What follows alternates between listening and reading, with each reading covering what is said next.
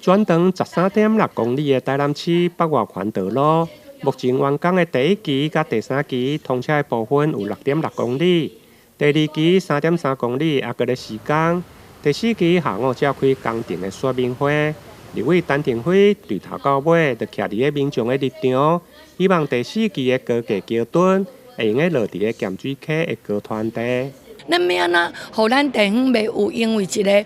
大型的公共设施建设来造成着人民百姓的惊吓担忧，这才是重要。毋是讲一个建设了，本地大家爱拍扑啊，但是咧，因为你设计了，人民甲你反映，甲你知道，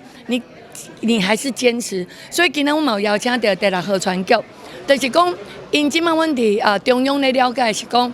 第6河川局拢坚持讲这高滩地。无法度救替，所以若安尼时阵，安尼是毋是咱各单位应该徛出来好好讨协者？取到一个即个中间点，就是讲伫咱两边当中取一个会当接受的这个共识。当然嘛，毋是讲人民讲你体讲远，但是问题咱嘛是有迄个范围，毋过嘛毋是像咱即个第6河川局也是咱相关单位讲的，咱一步都不能退。所以我觉得现阶段是刚好已经在做说明会了，地方人民有反映，咱就爱改进。不过对此，国土署南区分署表示，依照水利署的规定，桥墩袂用超过河川的地理线。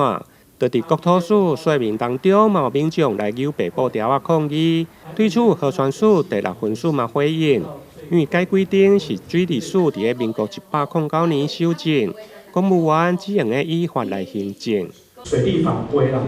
它也有限制在这个河川治理线内，就不能够有这个构造物的行为啦。离民众有诶较近，毋讲已经尽量偏到袂使上偏啊，已经迄个得到治理线，我们已经是走在最边缘的地方了。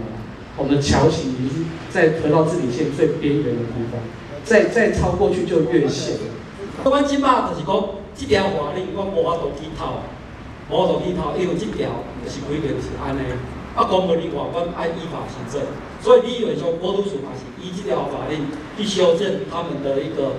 规定，伊会当伫水防道路宾馆去做落分，那一个部分是允许的，只要河川局阮同意了，伊伫